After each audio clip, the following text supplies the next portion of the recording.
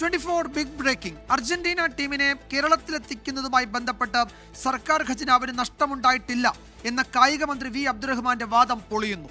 മന്ത്രിയുടെ സ്പെയിൻ സന്ദർശനത്തിന് മാത്രം ചെലവായത് 13 ലക്ഷത്തിലധികം രൂപയാണ്.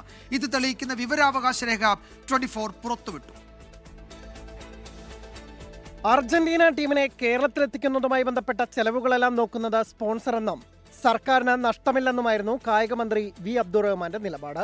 എന്നാൽ മിഷൻ മെസ്സിയുമായി ബന്ധപ്പെട്ട സർക്കാരിനും നഷ്ടമുണ്ടായെന്നാണ് വിവരാവകാശ രേഖ തെളിയിക്കുന്നത്.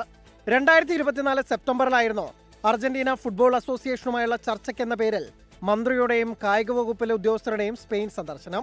ടീമിന്റെ കേരള സന്ദർശനവുമായി ബന്ധപ്പെട്ട ചർച്ചകൾ നടന്നെന്നും ഉടൻ AFA പ്രതിനിധികൾ കേരളത്തിലെത്തുമെന്നും മന്ത്രി തന്നെ ഫേസ്ബുക്കിൽ കുറിച്ചു. എന്നാൽ AFA ആസ്ഥാനമുള്ള ബ്യൂണസ് അയേഴ്സിൽ പോകുന്നതിന് പകരം എന്തിന് മന്ത്രി സ്പെയിനിൽ പോയെന്നും ആരുമായിട്ടാണ് ചർച്ചകൾ നടത്തിയെന്നതിന്റെ വിശദാംശങ്ങൾ ഇല്ലെന്നുമെന്ന ചോദ്യങ്ങൾ അന്ന് തന്നെ ഉയർന്നിരുന്നു.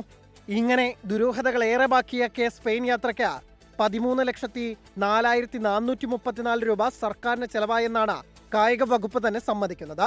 കായിക വികസന നിധിയിൽ നിന്നാണ് ഈ പണം അനുവദിച്ചതെന്നും രേഖയിലുണ്ട്. 13 ലക്ഷം സർക്കാർ നഷ്ടങ്ങളുടെ നീണ്ട ലിസ്റ്റിലെ ആദ്യത്തേതു മാത്രമെന്നും വിമർശനങ്ങളുണ്ട്. Anil Vasudev, sports desk, 24.